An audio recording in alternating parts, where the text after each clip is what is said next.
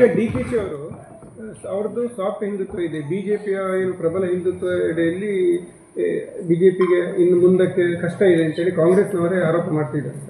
ಇದ್ರ ಬಗ್ಗೆ ಏನು ಹೇಳ್ತೀವಿ? ಎಲ್ಲವೂ ಕೂಡ ಕಾನೂನು ನಿರ್ಧಾರ ಮಾಡ್ತದೆ. DK ಶಿವಕುಮಾರ್ ಅವರ ವಿಶೇಷತೆ ಏನಪ್ಪಾ ಅಂತ ಹೇಳಿದ್ರೆ, ನಮ್ಮ ರಾಜೇಶ್ ನಾಯ್ಕರ ಹತ್ರ ಬಂದು ಅವ್ರ ಮನೆಗೆ ಬಂದ್ರೆ DK ಶಿವಕುಮಾರ್ ನಮ್ಮವ್ರೆ ಅಂತೇಳಿ ರಾಜೇಶ್ ನಾಯ್ಕರಿಗೂ ಅನಿಸ್ತದೆ. ಬ್ರಿಜೇಶ್ ಚೌಟ್ರ ಮನೆಗೆ ಬಂದ್ರೆ ನಮ್ಮವ್ರೆ ಅಂತೇಳಿ ಅವ್ರಿಗೂ ಅನಿಸ್ತದೆ.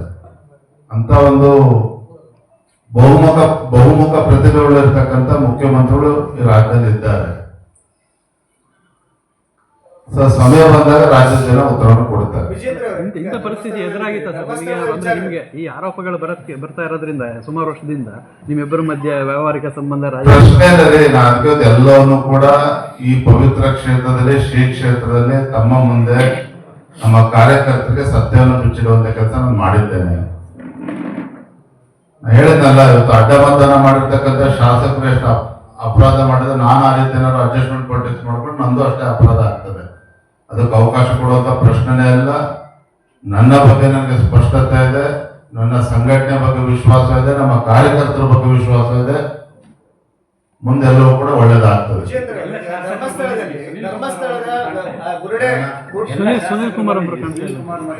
ಸುನೀಲ್ ಕುಮಾರ್ ಅವರು ನಾನೇ ದೂರವಾಣಿ ಕರೆ ಮಾಡಿದೆ.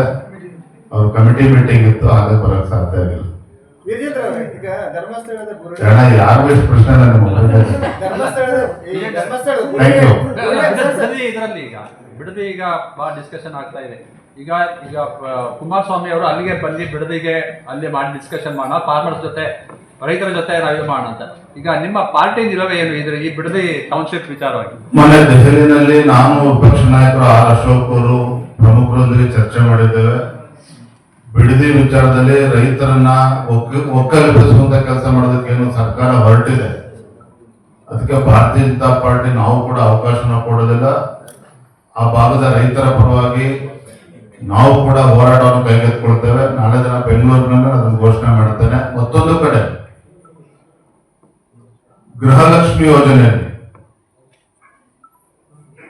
100 ಕೋಟಿ ರೂಪಾಯಿಗಳು ಇವತ್ತು ಅವ್ಯವಹಾರ ಆಗಿರ್ತಕ್ಕಂಥದ್ದು ಮೊನ್ನೆ CAG ರಿಪೋರ್ಟ್ ನಲ್ಲಿ ಕೂಡ ಬಂದಿದೆ. ರಾಜ್ಯ ಮಟ್ಟದಲ್ಲಿ ಗ್ಯಾರಂಟಿ ಅನುಷ್ಠಾನ ಸಮಿತಿ ಅಧ್ಯಕ್ಷರು ಮಾಡಿಕೊಂಡಿದ್ದಾರೆ, ಜಿಲ್ಲಾ ಮಟ್ಟದಲ್ಲಿದ್ದಾರೆ, ಪ್ರತಿ ವಿಧಾನಸಭಾ ಕ್ಷೇತ್ರ ಕೂಡ ಮಾಡಿಕೊಂಡಿದ್ದಾರೆ. 100 ಕೋಟಿ ರೂಪಾಯಿಗಳು ಅವ್ರಿಗೆ ಸರ್ಕಾರದ ಸಂಬಳ ಕೂಡ ಹೋಗ್ತಾ ಇದೆ, ವ್ಯವಸ್ಥೆ ಕೊಟ್ಟಿದ್ದಾರೆ.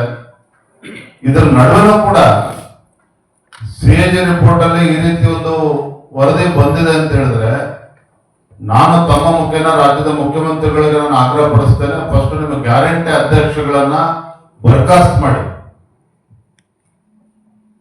ಸರ್ಕಾರಿ ಇವತ್ತು ಅಧಿಕಾರಿ, ಒಬ್ಬರು ಮುಖ್ಯಮಂತ್ರಿಗಳಾಗಿ ಅಧಿಕಾರಿಗಳನ್ನ ವಿಶ್ವಾಸಕ್ಕೆ ತೆಗೆದುಕೊಳ್ಳಿ. ನಿಮ್ಮ ಕಾಂಗ್ರೆಸ್ ಕಾರ್ಯಕರ್ತರ ಮೇಲೆ ವಿಶ್ವಾಸ ಇದೆ, ಅಧಿಕಾರಿಗಳ ಮೇಲೆ ವಿಶ್ವಾಸ ಹಾಗಾದ್ರೆ ಮುಖ್ಯಮಂತ್ರಿಗಳಿಗೆ. ನಿಮ್ಮ ಕಾಂಗ್ರೆಸ್ ಪುಡಾರಿಗಳಿಗೆ ಇವತ್ತು ಗ್ಯಾರಂಟಿ ಸಮಿತಿ ಅನುಷ್ಠಾನದ ಅಧ್ಯಕ್ಷರನ್ನ ಮಾಡಿ ಇವತ್ತು 100 ಕೋಟಿ ಹೊಡ್ಕೊಂಡಿದ್ದಾರೆ ಅಂತ ನಿಮ್ಮ ಪಕ್ಷವೇ ಕಾರಣ ಇದಕ್ಕೆ. ಹಾಗಾಗಿ ಗ್ಯಾರಂಟಿ ಅನುಷ್ಠಾನ ಸಮಿತಿ ಅಧ್ಯಕ್ಷರನ್ನ ಮನೆಗೆ ಕಳಿಸಿ ಅಧಿಕಾರಿಗಳನ್ನ ವಿಶ್ವಾಸಕ್ಕೆ ತೆಗೆದುಕೊಂಡು ಅಧಿಕಾರಿಗಳ ಮುಖೇನ ಅನುಷ್ಠಾನ ಮಾಡುವಂತ ಕೆಲಸ ಮಾಡಬೇಕು ಅನ್ನೋ ಆಗ್ರಹವನ್ನ ನಾನು ಮಾಡ್ತಾ ಇದ್ದೇನೆ.